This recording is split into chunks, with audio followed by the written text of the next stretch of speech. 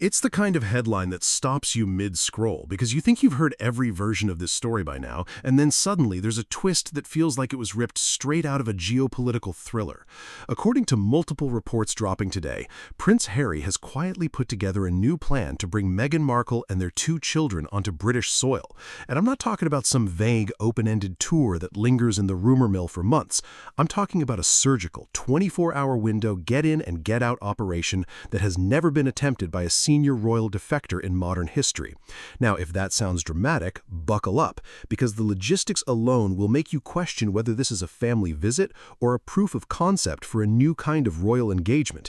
And I promise you, by the time we peel back every layer of security denials, secretive committees, and a very expensive Portuguese villa, you're going to see the monarchy's current fracture in a way that no palace press release will ever admit.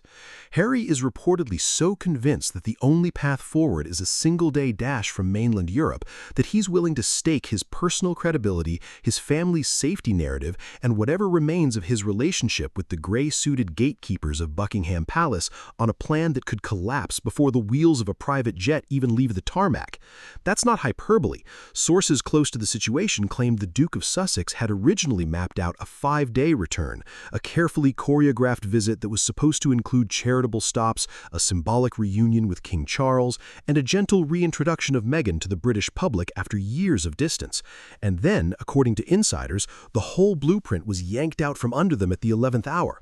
I want you to think about what that phrase actually means here. 11th hour. This isn't a casual rescheduling. This is a scenario where bags were likely packed, schedules tentatively cleared, and then someone on the other end of a secure phone line said the one word that changes everything: denied. The negative consequence of that denial is not just bruised feelings. If Harry pushes forward without the security apparatus he's demanding, one miscalculation could ignite a tabloid firestorm that engulfs not only his young family, but also reignites the debate over taxpayer-funded protection in a way that makes the last 5 years of headlines look like a polite tea party. And here's the deliverable I'm going to hand you today.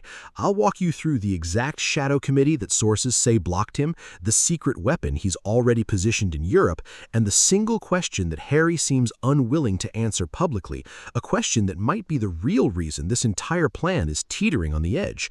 But before I can even get to the shadow committee, I need you to understand the geography of this, because it's the kind of detail that most reports skim over, and frankly, it's where the story gets weirdly fascinating. The Sussexes are not scrambling from California right now. Reports indicate they're already in Europe, specifically hunkered down at a newly acquired £6.3 million villa in Portugal. And that piece of information changes everything. Why? Because a villa in Portugal is not just a vacation home, it's a strategic launch pad. From that location, a flight to a private airfield in southern England can be executed in a matter of hours. No jet lag, no transatlantic exhaustion for two small children, and most critically, the ability to pivot back to neutral ground before the British press even gets a clear photo. I find myself genuinely impressed with the audacity of that logistical thinking, assuming the reports are accurate. It's like watching someone play chess while the rest of the world is still setting up the checkers board. The idea, according to the Daily Mail sources, is to fly Meghan and the kids in and out of the UK within a single day, a blink-and-you'll-miss-it operation that drastically reduces the security footprint and, in theory, minimizes the threat window that Harry has been so publicly anxious about. But here's the hook that I can't shake. If the visit is only 24 hours, what kind of meaningful reconciliation can actually happen? You don't mend a fractured father-son relationship in the time it takes to have lunch and pose for an unverified family snapshot.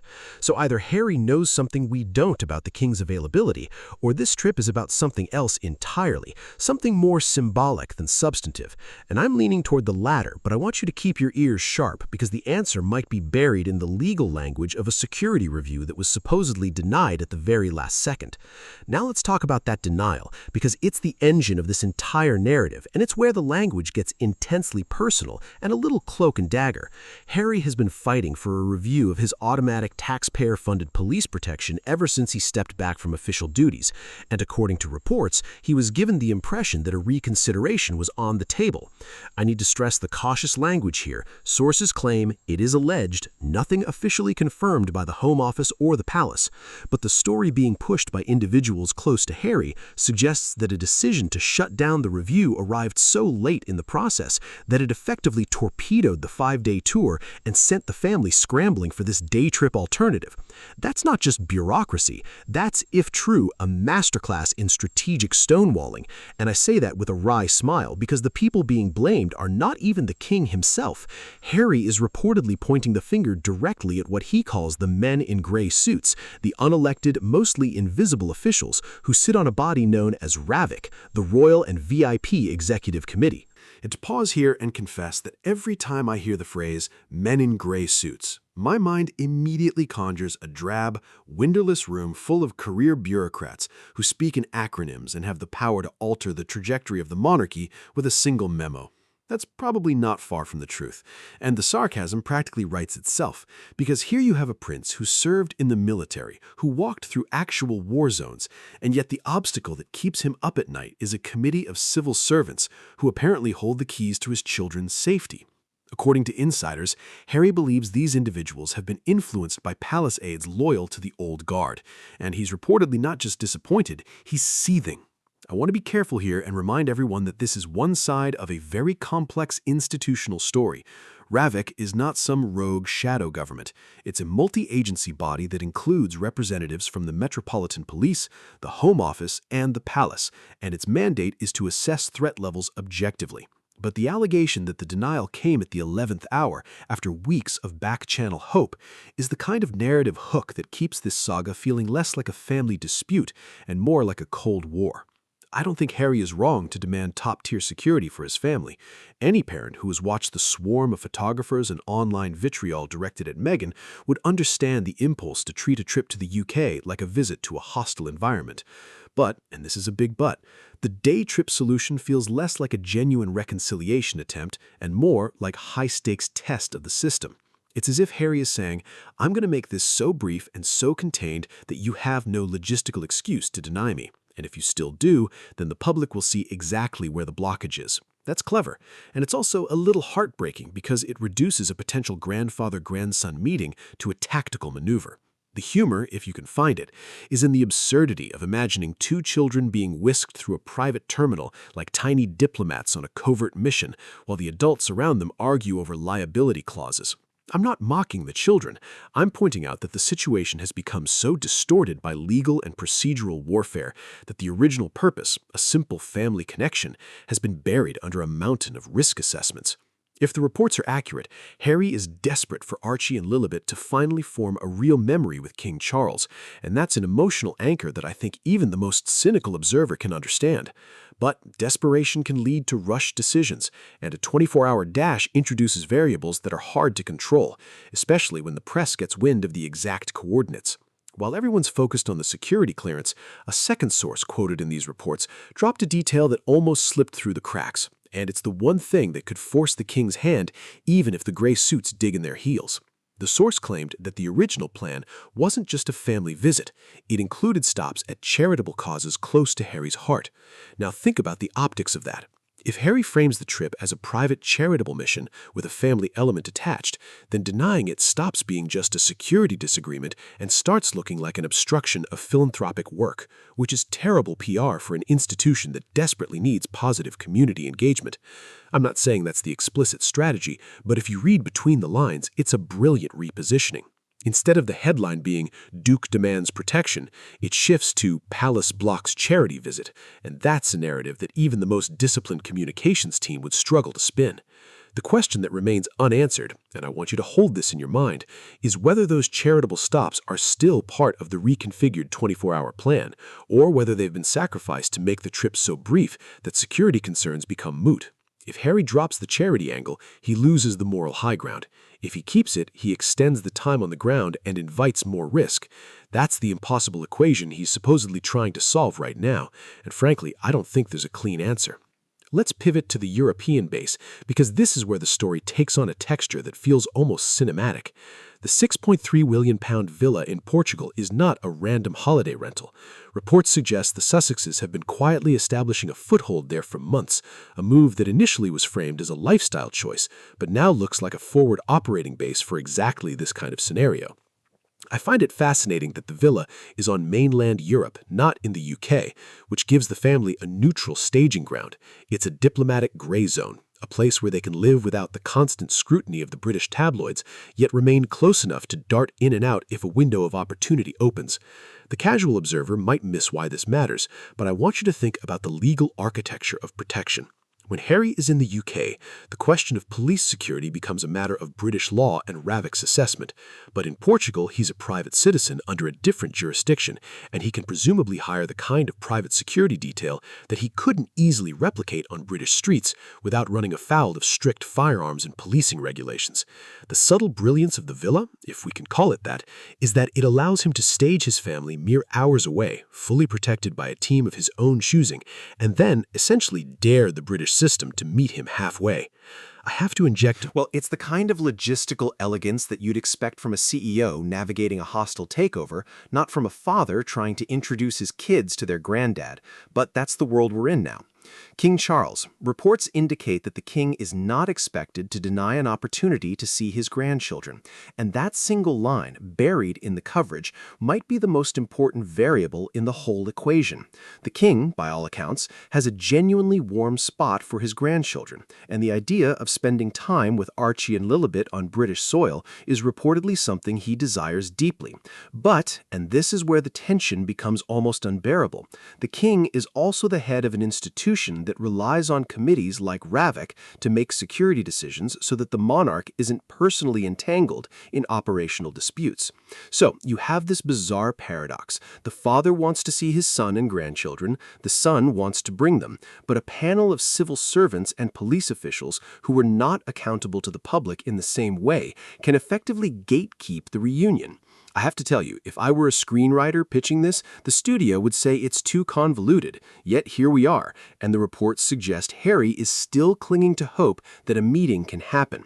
I think it's worth pointing out that hope is not a security plan, and if the king truly wants to break the impasse, he might have to step outside the comfort of process and make a direct personal intervention, something the modern monarchy is structurally designed to avoid. The question that hangs in the air is whether Charles values institutional stability over a fleeting family moment, and I don't think anyone outside the inner circle knows the answer.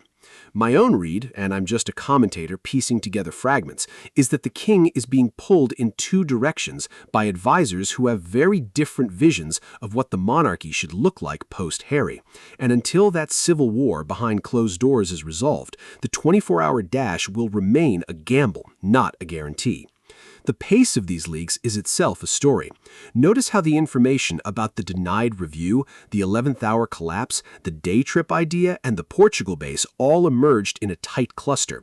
That's not accidental. That is either a coordinated attempt by Harry's camp to shape public opinion before the next institutional move, or it's a defensive leak by palace insiders to frame Harry as unreasonable. Personally, I lean toward the former because the level of operational detail about the villa and the 24-hour window feels too granular to have come from anyone other than someone with direct knowledge of the Sussexes' logistics. And if that's true, then we're witnessing a new phase in this saga, where the battle is no longer just about Oprah interviews or memoirs. It's about real-time tactical communication designed to pressure a committee that meets behind closed doors. The humor here is dark and subtle. Harry, who famously despises the tabloid machinery, is now reportedly using the same drip feed of controlled leaks to force transparency on a process that is, by design, opaque. It's ironic, and I think even he might appreciate the irony if he weren't so emotionally invested in the outcome. But let's not lose sight of Meghan in all this. The reports consistently mention Harry's desire to bring Meghan to the UK. But what does Meghan think about a 24-hour whirlwind where she steps onto soil that she has openly described as hostile and traumatic? There's no direct quote from her in these reports, and I think that silence is deafening. If I were in her position, I'd be running my own risk calculation, not just for myself, but for my children, whose faces have been shielded from the British press for years. The idea of bringing them into a jurisdiction where the media environment is, let's be honest, ravenous even for a single day, requires a level of trust in the security apparatus that the Sussexes clearly do not have. So, what would make her agree? One theory, and I'm speculating here because the sources don't address it, is that the day trip plan includes strict, legally enforceable controls on press access, perhaps even a pre-negotiated press blackout for the duration of the visit. That would be unprecedented, but not impossible if the palace cooperates. Another theory is simpler. Meghan might not actually be fully on board, and the delay in finalizing the trip is as much about internal family discussion as it is about Ravec. I want to be clear that this is purely my analysis, not leaked information, but it stands to reason that any parent would need some serious convincing before putting their kids into a scenario that the other parent's home country's own security committee won't fully underwrite. That tension, if it exists, is the private story behind the public posturing. Understanding this committee is the key to understanding why a grown prince can't just book a flight and visit his dad. Ravec is not some ceremonial club. It's the body that decides who gets armed police protection based on threat levels, and its decisions are almost never made public.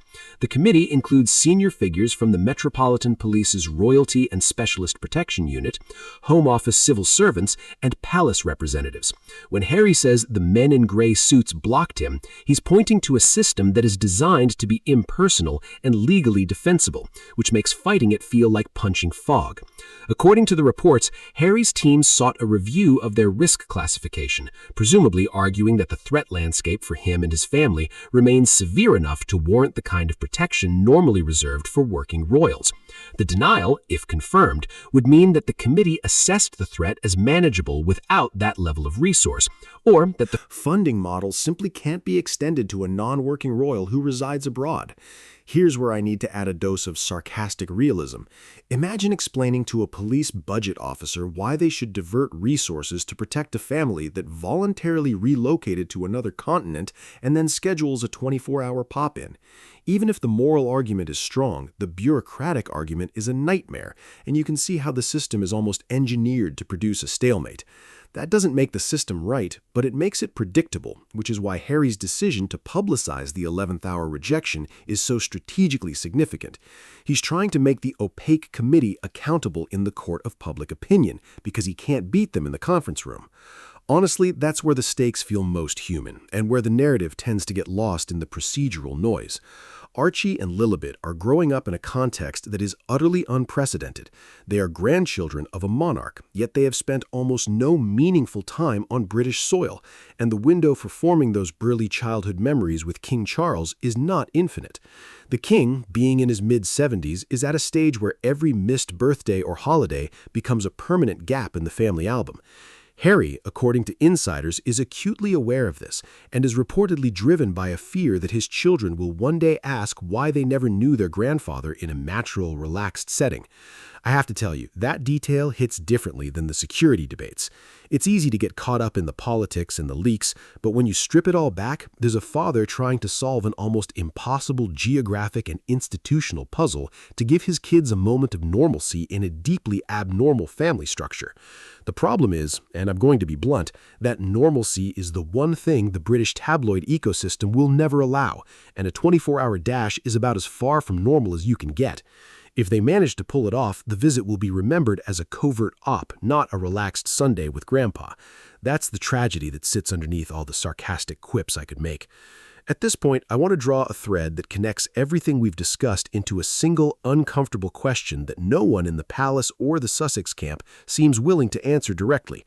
If the 5-day tour collapsed because of a last-minute security denial, and if the day trip alternative is a logistical possibility that bypasses some of those concerns, then why hasn't it happened yet? The reports suggest Harry is eyeing the plan, considering it, looking at options. That language is tentative. It implies that there's another sticking point, something beyond the immediate security review. I suspect, and again this is my analysis, not sourced fact, that the sticking point is the question of who pays for the private security that would accompany the family from Portugal to the UK and back. If Ravec won't provide police protection, Harry would need to fund a private detail that is legally permitted to operate in Britain, which is a regulatory minefield. The cost could be astronomical, and the optics of a prince hiring a private army-like detail on British streets could spark a political backlash that makes the current drama look quaint.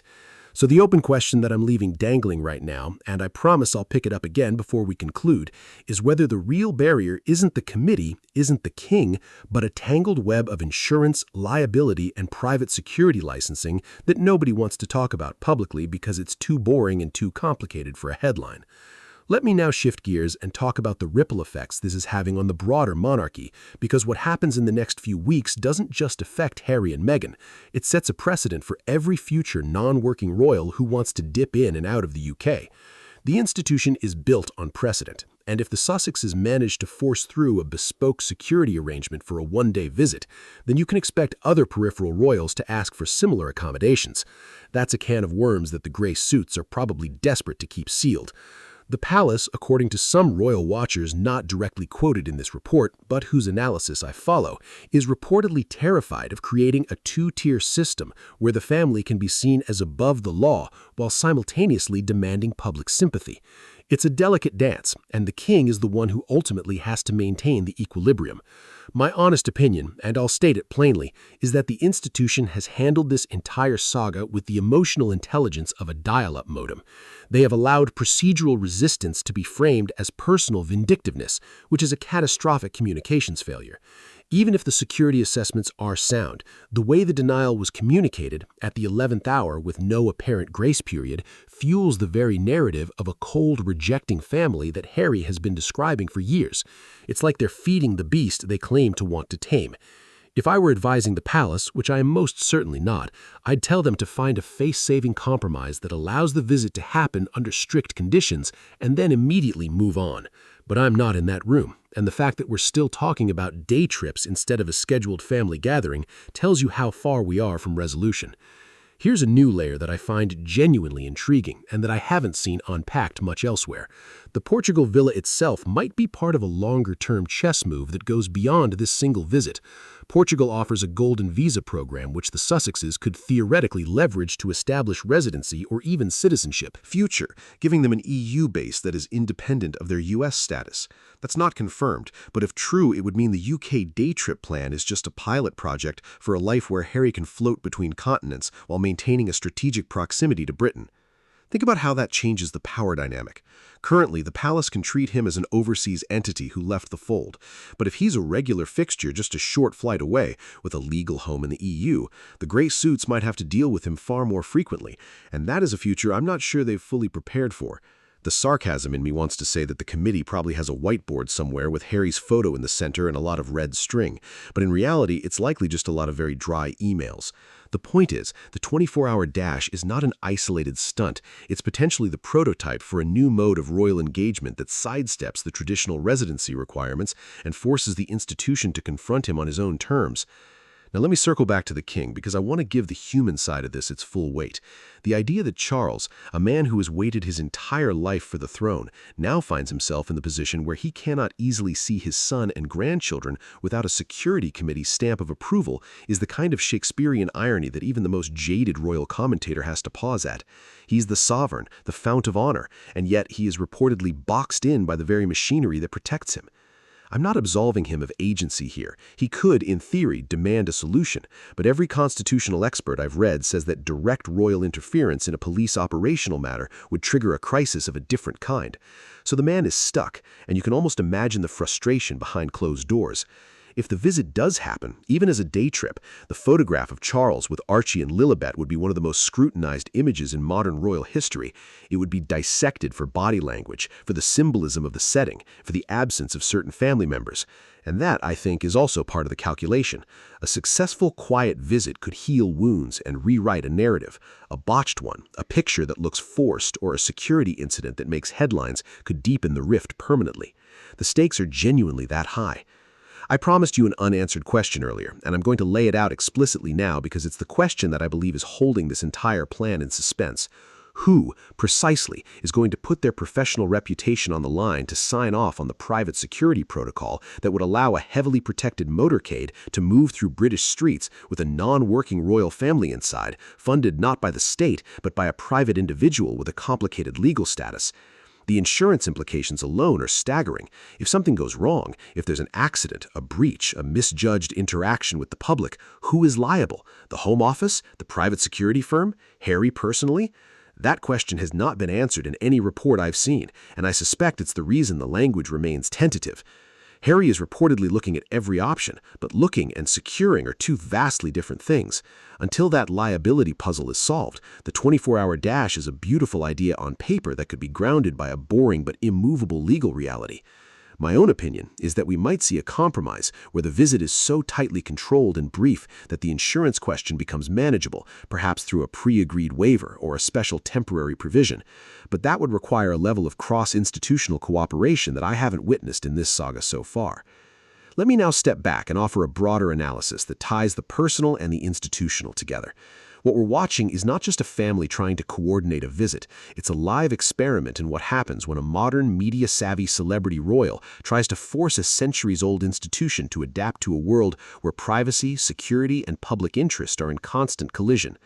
Harry understands the power of narrative in a way that many of the gray suits probably disdain, which is why he keeps winning the information war even when he loses the procedural battles. But winning the information war and getting a safe, successful family visit are two very different things, and the latter requires the kind of quiet, unglamorous negotiation that doesn't make for a good headline. The 24-hour dash, if it happens, will be messy, stressful, and probably underwhelming in its outward appearance, just a few hours in a controlled environment with no public access. And yet, the symbolic weight could shift everything. It could prove that it's possible for the Sussexes to maintain a connection without being fully reintegrated into the working royal model, which would be a new category of royal existence. If it fails, if the trip is denied again or collapses logistically, it reinforces the narrative of irreparable breakdown and gives Harry more fuel for the next chapter. Either outcome is newsworthy, which is why my eyes are glued to any update on that Portugal villa. As we approach the final stretch of this deep dive, I need to plant one more micro hook that might send your mind racing. There's a detail buried in the coverage that mentions the king's aides are the specific targets of Harry's frustration, not the king personally. That's a deliberate distinction, and I believe it's a strategic olive branch wrapped in a complaint. By blaming the men in gray suits and not his father, Harry leaves the door open to a direct father-son channel that bypasses the committee. If that channel is active, and I have no evidence that it is, then the 24-hour dash could be the cover story for a privately brokered meeting that the public only learns about after the fact. That would be the ultimate twist, a secret grandchild rendezvous that no paparazzi captures because it happens inside a private residence with zero advance notice. I'm not saying that's the plan, I'm saying it's a possibility that the current reporting structure inadvertently hints at. And if it happens, the fallout for the committee that allegedly blocked the longer trip would be severe because it would prove that the king can bypass them when sufficiently motivated. That's the kind of palace intrigue that my reporting instincts light up, and I'll be watching for any sign that a back channel has been activated. Let's now turn to the public reaction dimension, because I'd be remiss if I didn't mention how these reports are landing among everyday Britons. The comment sections, which I try not to spend too much time in, are a mixture of exhaustion, sympathy, and outright irritation. Some people argue that if Harry wants the protection, he should come back and serve as a working royal, and the day trip idea feels like having your cake and eating it too. Others say that any grandparent should be able to see their grandkids and the bureaucracy is heartless. This split is precisely why this story has such staying power. It taps into deep fault lines about duty, entitlement, safety, and family. My personal take, and I'll be as balanced as I can, is that both things can be true. The security concerns are legitimate, the institutional process is legitimate, and the human desire for connection is also legitimate. The tragedy is that these legitimate things are arranged in a way that makes conflict inevitable. There's no villain, just a system and a family that have become so entangled in their own narratives that even a 24-hour visit requires a covert plan that sounds like something out of a spy novel. I find myself rooting for a quiet, boring success because the children deserve a moment of peace, but I'm not holding my breath. Now, I want to pull out a thread I mentioned earlier about the charity visits because I think it's the joker in the deck. If the Sussexes can credibly frame any visit, even a day trip, as including a charitable dimension, it becomes much harder for the palace to object without seeming churlish. But the brevity of the 24-hour window makes a meaningful charitable engagement almost impossible.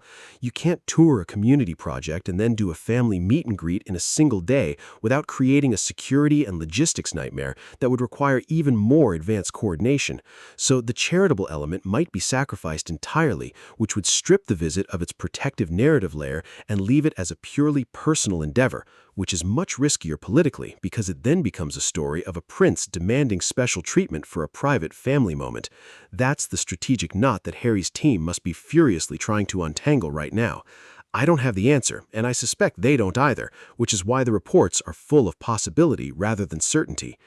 I'm going to take a moment now to share a slightly lighter observation, because I believe even the heaviest news stories need a beat of human relatability. The image of Harry trying to explain to a 5-year-old and a 3-year-old that they're going on a very quick plane ride to meet Grandpa, but must stay very quiet and not wander off, is frankly the most relatable part of this whole affair.